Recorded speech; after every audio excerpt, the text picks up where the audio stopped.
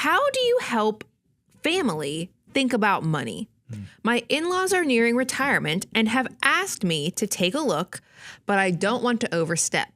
Any thoughts on how these conversations could or should go? Well, let me tell you, Foolish, I love the first part of it is that they asked you. Oftentimes, we as financial mutants, we almost feel like this, I've got this necessity that I have to speak financial wisdom on to all the people around me.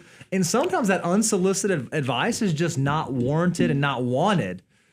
In this case, they've asked you, hey, could you come help me? I'm nearing retirement. So I do not think that you're overstepping your bounds if you're really responding to a request. Now, what you have to be careful of, I would think, in this situation is how you communicate the findings that you have. Like, I don't know that I'd look through there and be like, oh, what? Why are you spending money on this? Oh my gosh, why do you have that debt? Oh no, what's this going on there?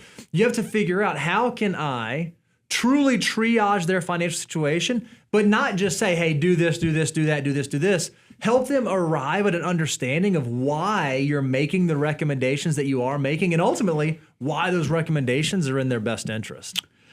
This is like if you found out in your backyard there's a wolf that's coming up, and you're like, I wonder if that wolf can be tamed enough to where I could start to feed it.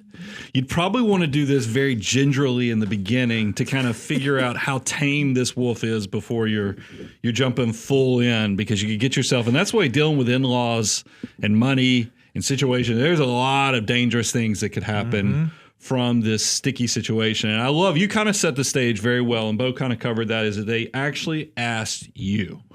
So I would first go with the Socratic method of asking a lot of questions. You know, what are their concerns? What are their fears? Why are they in this place to where they felt like that they could come to you and ask you about it? And then if anything you want to give an advice in the initial stages while you're still filling this out, because like I said, you're just barely putting the food out there and keeping enough distance so that you don't get bitten by this thing and end up with a bad situation that messes up every Thanksgiving for the next 10 years.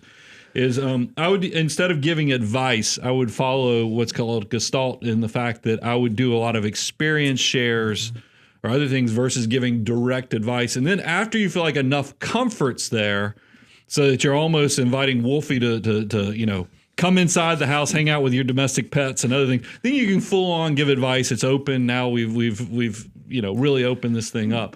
But I would definitely create some safeguards in the beginning, because family is hard. I mean, it's one of those things. I get asked, you can imagine what we do for a living. We get asked financial stuff all the time, and I balance it, because the easy thing is just to tell them because I can triage something really quick and throw that out, but that's not always going to be the most helpful thing for the situation, because not only are we analytical beings, but we're also very emotional beings. So you have to kind of package things, put a spoonful of sugar with it so that it actually works and gets implemented and you actually see progress.